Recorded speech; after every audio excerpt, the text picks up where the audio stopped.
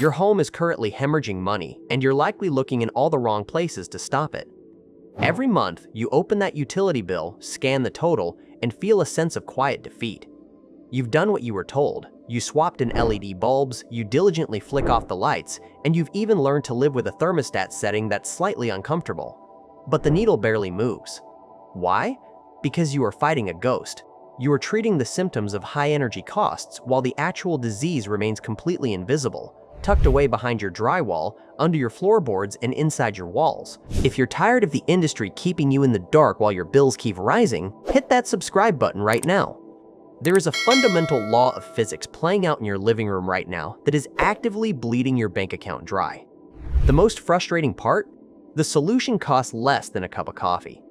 This isn't about expensive solar panels or high-tech smart home gimmicks that pay for themselves in 20 years. It's about a $2 fix that it's rarely emphasized because it's too simple and inexpensive to market. This can be the difference between constant energy loss and a home that actually holds its temperature. Welcome to the vault they tried to lock up. Today, we dig up the knowledge the industry decided to bury: the efficiency illusion.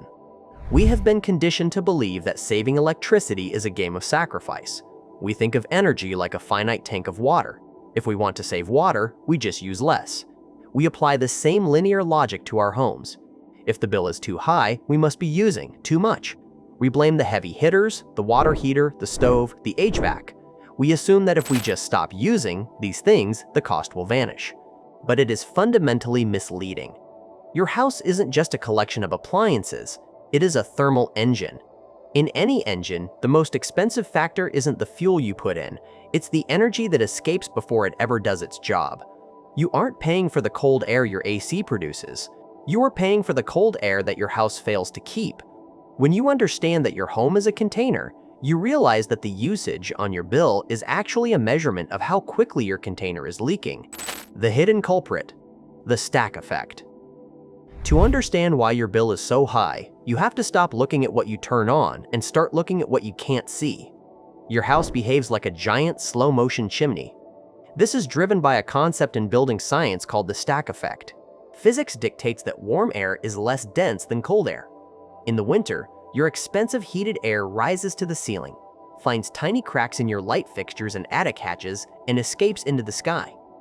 This creates a vacuum at the bottom of your house, which forcefully sucks in freezing air through your floorboards and crawl space. In the summer, the same pressure differences still pull hot air into your home, especially from the upper levels. Cool air settles toward the lower levels, while hot outdoor air is pulled in through leaks higher up in the home. While you might focus on windows and doors, the most overlooked holes in your home are actually your electrical outlets and light switches on exterior walls. Behind every plastic outlet cover is a jagged hole cut directly into your insulation and drywall. These are essentially thermal bridges. If you take a thermal camera to an outlet on a cold day, you will often see cold spots that reveal outside air leaking in. In an average home, the combined gaps from every outlet and switch add up to a surprisingly large hidden opening over time. You are quite literally cooling the neighborhood and paying to air condition the sidewalk. The $2 fix: foam gaskets. So, what is the $2 fix? It isn't a magic gadget you plug into the wall that claims to stabilize your voltage. Those are scams. The solution is a simple, flame-retardant foam gasket. These usually cost about 20 cents to 50 cents per piece, meaning you can treat an entire floor for the price of a candy bar. On their own, these won't transform your entire bill, but combined with other small air sealing fixes, they can noticeably reduce energy loss. Here is how you apply the fix in minutes, even if you've never picked up a screwdriver. Step 1. Turn off the power to the outlets at the breaker. Safety is non-negotiable. Step 2. Unscrew the plastic faceplate of any outlet or switch located on an exterior-facing wall. Interior walls don't leak to the outside, so focus on the perimeter. Step 3. Place the pre-cut foam insulator over the outlet. It's designed to fit perfectly around the plugs and the screw hole. Step 4. The foam creates a physical, airtight seal between your conditioned living space and the raw, uninsulated wall cavity.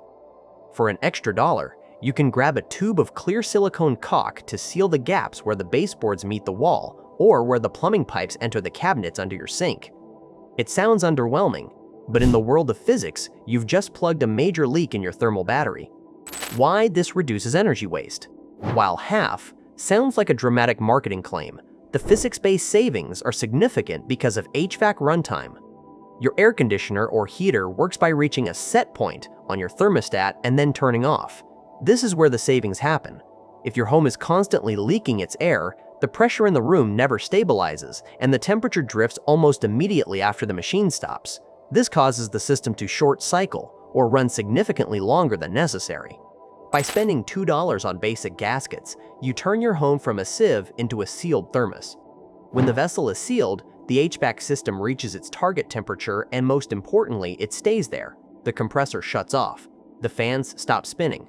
The work is done. You are no longer running a marathon on a treadmill that keeps getting faster. You are allowing the physics of your home to work for you. You are paying for the air once, instead of paying for the air once, instead of paying for it every 15 minutes as it escapes. The thermal battery. Think about a battery. A battery holds energy until it's needed. If that battery has a microscopic internal short or a leak, it will eventually go dead even if you never use it. Your home is a thermal battery. The electricity you buy is the charge you put into that battery to keep it at 72 degrees. If your walls and outlets are leaking that charge into the backyard, you have to keep the charger plugged in constantly.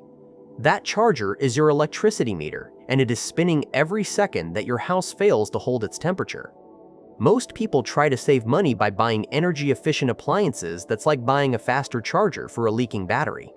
It doesn't solve the core problem, it just makes the failure slightly more efficient. You don't need a better charger, you need to seal the battery. Why you rarely hear about it. But why do they ignore this?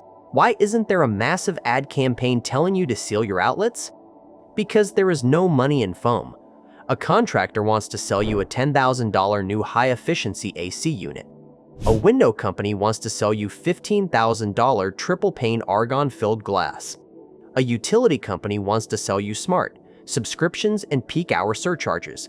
No one can build a billion-dollar business selling 20-cent dollar pieces of foam that a homeowner can install themselves in 30 seconds without a permit, a contractor, or a monthly fee.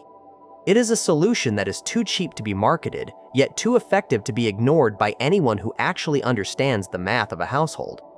The industry depends on you looking for complex, expensive solutions while the simple ones sit on the bottom shelf of the hardware store. The next time you look at your electricity bill, don't look at it as a price for comfort. Look at it as a measurement of your home's failure to hold on to what you've already bought. The most expensive energy is the energy you use twice because the first batch escaped through a gap in the wall. Go to the hardware store this weekend. Spend the $2. Seal the invisible windows hidden behind your furniture. You will find that the hidden truth wasn't some corporate conspiracy or a flaw in the power grid. It was simply the fact that you were trying to fill a bucket with a hole in the bottom. Your home isn't inefficient because of what you use. It's inefficient because of what you ignore. The ghost in your walls has a name, and its name is infiltration. And now that you know its name, you can finally stop it. Because in the end, the most powerful way to save energy isn't to generate more of it, it's to simply refuse to let it leave.